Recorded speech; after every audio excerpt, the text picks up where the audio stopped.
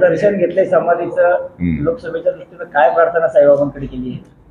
हा एकतर लोकसभेचं आता एकतर जर मला संधी मिळाली, एकदा मी तो उभा राहिलो होतो त्यावेळेला त्या ठिकाणी मला या ठिकाणी विजय मिळाला नव्हता.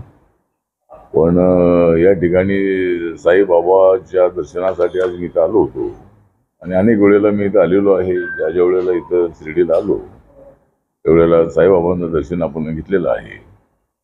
आणि रोज या ठिकाणी 50 ते 60 हजार भाविक येतात. त्याच्यामध्ये आंध्र प्रदेशचे लोक मोठ्या प्रमाणामध्ये असतात, महाराष्ट्र आहे, नॉर्थ इंडिया आहे आणि देशामध्ये जास्त उत्पादन असणारं तिरुपती नंतर हे ते देवस्थान आहे. या ठिकाणी श्रद्धाळू लोक मोठ्या प्रमाणामध्ये येतात आणि आज मी या ठिकाणी आलेलो आहे. त्यामुळं काय लोकसभेसाठीच मी आलो असं अजिबात नाही आहे.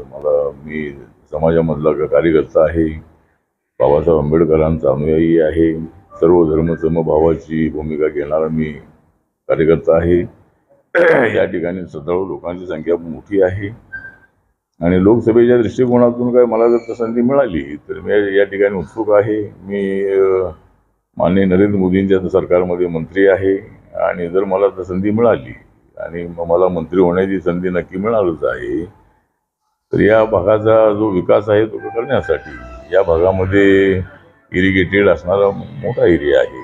तरी या ठिकाणी ट्रायबल लोकांची जी संख्या आहे, दलित आहेत, ओबीसी आहेत, जनरल कॅटेगरीचे लोक आहेत, मराठा समाज मोठ्या प्रमाणामध्ये आहे.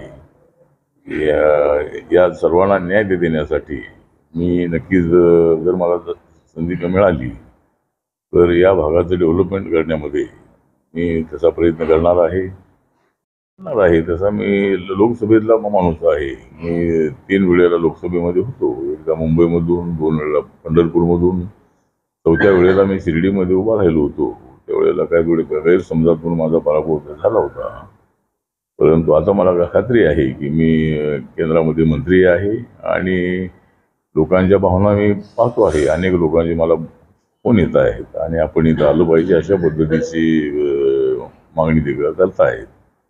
त्यामुळं जर मला संधी मिळाली तर या भागाचा विकास करण्यासाठी मला चांगली मदत करता येऊ शकेल.